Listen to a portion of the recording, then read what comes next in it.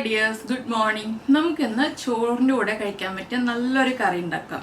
ഒരു 4-5 വെണ്ടയ്ക്ക മാത്രമേ നമ്മുടെ വീട്ടിലുള്ളൂ എന്നുണ്ടെങ്കിൽ എളുപ്പത്തിൽ തയ്യാറാക്കാൻ പറ്റിയൊരു കറിയാണ് നമ്മുടെ വെണ്ടയ്ക്ക മസാല. വെണ്ടയ്ക്ക മസാല പല രീതിയിൽ നമ്മൾ തയ്യാറാക്കാറുണ്ട്. ഇത് ഒരു ഈസി രീതിയാണ് കേട്ടോ. അപ്പോൾ എങ്ങനെയാണ് നമ്മുടെ ഈസി വെണ്ടയ്ക്ക മസാല തയ്യാറാക്കുന്നതെന്ന് നോക്കിയാലോ. നമുക്ക് നമ്മുടെ ഇൻഗ്രീഡിയൻസ് നോക്കാം. ഞാനിപ്പോൾ ഒരു 5 വെണ്ടയ്ക്ക എടുത്തിട്ടുണ്ട്. ഇതിലേക്കായിട്ട് ഒരു സവോള, ഈ ഒരു സവോളയുടെ പകുതി മതി കേട്ടോ. നമുക്ക് വെണ്ടയ്ക്ക കൂടുതൽ എടുക്കുകയാണെങ്കിൽ ഒരു മുഴുവൻ സവോള എടുക്കാം. പിന്നെ നമ്മുടെ വീട്ടിലുള്ള പൊടികളാണ് നമുക്ക് വേണ്ടത്. ആദ്യം നമുക്ക് വെണ്ടയ്ക്ക ഒന്ന് കട്ട് ചെയ്ത് സ്പ്ലിറ്റ് ചെയ്തെടുക്കണം. അതെങ്ങനെയാണെന്ന് വെച്ചിട്ടുണ്ടെങ്കിൽ വെണ്ടയ്ക്ക നമ്മൾ കഴുകി വൃത്തിയാക്കി എടുത്തതിന് ശേഷം 2ആയിട്ട് കട്ട് ചെയ്യുക. അതിനുശേഷം ഒന്ന് വീണ്ടും 4ആയിട്ട് നീളത്തിൽ കട്ട് ചെയ്തെടുക്കുക. ചെറിയ സൈഡ് വരുമ്പോൾ 2ആയിട്ട് തന്നെ കട്ട് ചെയ്തെടുക്കുക.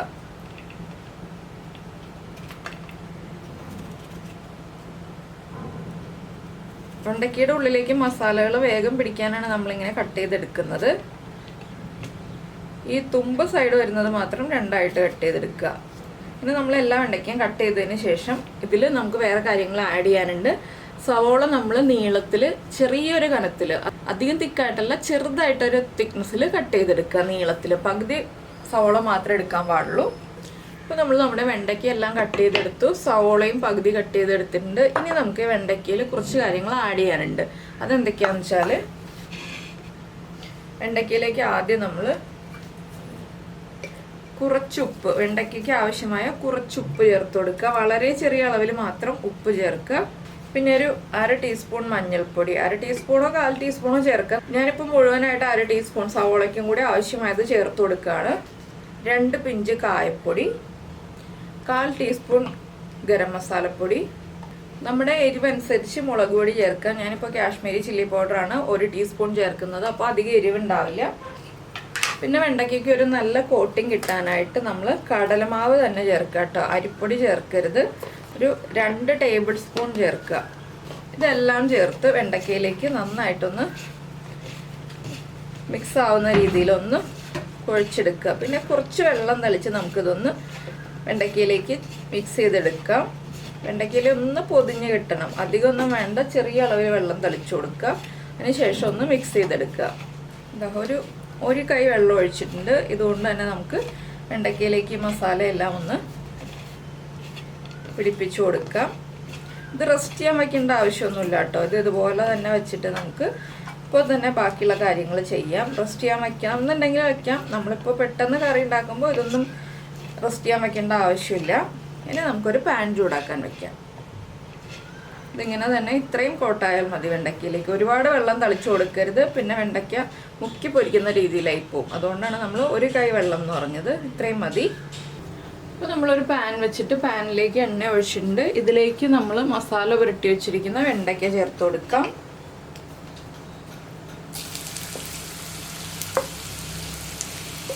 വെണ്ടയ്ക്ക നിരത്തി സ്പ്രെഡ് ചെയ്തിടുക. അതിനുശേഷം നമ്മളൊന്ന് വെയിറ്റ് ചെയ്യാം കേട്ടോ. ഇളക്കി കൊടുക്കരുത്. വെണ്ടയ്ക്ക ചെറുതായിട്ടൊന്ന് കുക്കായി വന്നതിന് ശേഷം മാത്രം ഇളക്കി കൊടുക്കുക. ഇപ്പോൾ ഇളക്കാൻ പാടില്ല. ഇതൊരു 2 മിനിറ്റ് ഇതുപോലെ തന്നെ ലോ ഫ്ലെയിമിൽ, ഏറ്റവും ചെറിയ ഫ്ലെയിമിൽ വെച്ചിട്ട് കുക്ക് ചെയ്തെടുക്കുക. ഈ ഒരു സൈഡ് കുക്കായി വരുമ്പോൾ നമ്മൾ അടുത്ത സൈഡും ഇതുപോലെ തന്നെ സ്പ്രെഡ് ചെയ്തിട്ടിട്ട് ലോ ഫ്ലെയിമിൽ തന്നെ ഇട്ടിട്ട് കുക്ക് ചെയ്തെടുക്കുക. അതിന് ശേഷമാണ് നമുക്ക് ബാക്കിയുള്ള കാര്യങ്ങളൊക്കെ ഇതിലേക്ക് ചേർക്കാനുള്ളത്. അപ്പോൾ ഈ സൈഡൊന്ന് കുക്കായി വരട്ടെ. അപ്പോൾ നമ്മൾ വെണ്ടയ്ക്ക് ഒരു സൈഡ് കുക്ക് ചെയ്തിട്ടുണ്ട്. ഒരുപാട് അങ്ങോട്ട് കുക്കായി വന്നിട്ടില്ല കേട്ടോ. ഇനി അടുത്ത സൈഡിലേക്ക് തിരിച്ചിട്ടിട്ട് ഈ സൈഡും കൂടെ ഒന്ന് കുക്ക് ചെയ്തെടുക്കാം. നല്ല ക്രിസ്പി ആയിട്ട് വെണ്ടയ്ക്ക ഫ്രൈ വേണമെന്നുണ്ടെങ്കിൽ നിങ്ങൾ ഇതുപോലെ തന്നെ കുറച്ച് സമയം കുക്ക് ചെയ്തെടുത്താൽ മതി ഇട്ടത്. ഇപ്പം നമ്മൾ വെണ്ടയ്ക്ക ഫ്രൈ അല്ലല്ലോ ഉണ്ടാക്കുന്നത്, അതുകൊണ്ട് കുറച്ച് സമയം കൂടി ഇതുപോലെ ഇട്ടിട്ട് ഒന്ന് കുക്ക് ചെയ്തെടുക്കുക. അപ്പോൾ ഈ സൈഡും കൂടി ഒന്ന് കുക്കായി വരട്ടെ. അപ്പോൾ നമ്മുടെ വെണ്ടയ്ക്ക അടുത്ത സൈഡും കുക്കായി വന്നിട്ടുണ്ട്. നമുക്ക് ഇതിലേക്ക് നമ്മൾ കട്ട് ചെയ്ത് വെച്ചിരിക്കുന്ന സവോള ചേർക്കാം. സവോള ചേർത്ത് നന്നായിട്ടൊന്ന് ഇളക്കി മിക്സ് ചെയ്യാം. അപ്പോൾ നമ്മൾ ആദ്യമേ തന്നെ സവോളയ്ക്കും കൂടി ആവശ്യമായ ഉപ്പൊക്കെ ചേർത്തിട്ടുണ്ട്. അതുകൊണ്ട് നമ്മൾ വീണ്ടും എക്സ്ട്രാ മസാലകളൊന്നും ഇതിലേക്ക് ആഡ് ചെയ്യണ്ട. എരിവ് കുറവാണെങ്കിൽ കുറച്ച് മുളക് പൊടി മാത്രം ചേർത്ത് കൊടുക്കുക. ഇനി നമുക്കിതൊന്ന് അടച്ചു വെച്ച് വേവിക്കണം. വെണ്ടയ്ക്കയും സവോളയൊക്കെ ഒന്ന് നന്നായിട്ട് കുക്കായി വരുന്നത് വരെ അടച്ചു വെച്ച് വേവിക്കണം. നിങ്ങൾക്ക് സവോളയുടെ ക്വാണ്ടിറ്റി കൂടുതൽ വേണമെങ്കിൽ ചേർക്കാമെന്ന് ഞാൻ പറഞ്ഞല്ലോ. ഇതിപ്പോൾ കറക്റ്റ് അളവിലാണ് ഞാൻ ചേർത്തിട്ടുള്ളത്. 5 വെണ്ടയ്ക്കയ്ക്ക് ഒരു പകുതി സവാള കറക്റ്റാണ്.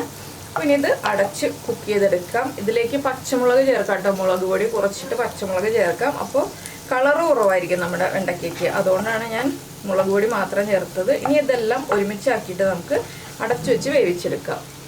നമ്മൾ സവാള ചേർത്ത് കഴിഞ്ഞിട്ട് ഞാനൊരു 2 പ്രാവശ്യം ഇളക്കി കൊടുത്തു കേട്ടോ. ഇപ്പോൾ ആ സവാളയും ഒന്ന് കടിക്കാൻ പാകത്തിൽ കുക്കായിട്ടുണ്ട്, എന്നാൽ ഓവറായിട്ട് കുക്കായി പോയിട്ടില്ല. ഈ രീതിയിലാണ് നമ്മൾ കുക്ക് ചെയ്തെടുക്കേണ്ടത്. അപ്പോൾ ഇതിലേക്ക് കറിവേപ്പില ചേർക്കാം കേട്ടോ. എൻ്റെ കയ്യിൽ കറിവേപ്പില ഇല്ല, അതുകൊണ്ടാണ് ഞാൻ ചേർക്കാതിരുന്നത്.